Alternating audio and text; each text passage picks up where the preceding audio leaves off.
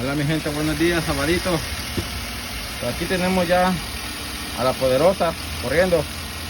Esta es una 2008 Chevrolet Tahoe. Miren. El problema que este carrito tenía era que venía con un multiple random misfire. O sea que venía haciendo misfire en todos los cilindros. Venía temblando, el stability control todo encendido. Comencé a hacer mis testing. Le chequé la chispa, le chequé a ver si había algún liqueo. No tenía liqueo, no tenía chispa. Le iba a chequear el fuel pump a ver si tenía presión o estaba perdiendo presión, pero pues ya no tuve necesidad. Lo que vine fue acá a los obstáculos, quité las bujías.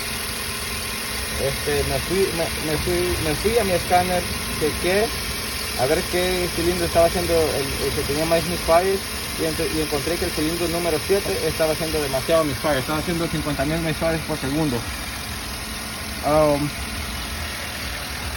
Entonces lo que hice, vine y procedí a sacar la bujía y encontré que la bujía estaba malísima.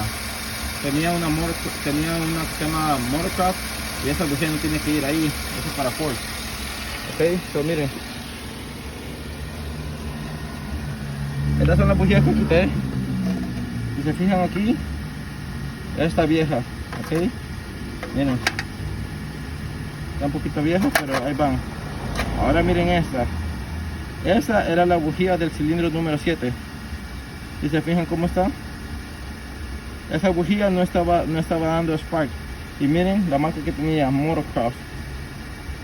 Ok, esta bujía era el problema, esta bujía era el que me estaba dando multiple random misfires. Ahorita el carro ya se siente bien, está tranquilo. Entonces miren, parece que le habían cambiado las bujías antes, pero pues como que no le alcanzó a cambiar la séptima bujía. Ok, so miren, aquí están. Si se fijan aquí, esta no estaba tirando nada de chispa por dentro porque está mojada de gasolina, miren.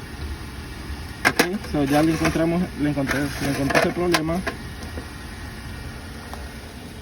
Le cambié los cables también de una vez para que tenga el túnel completo.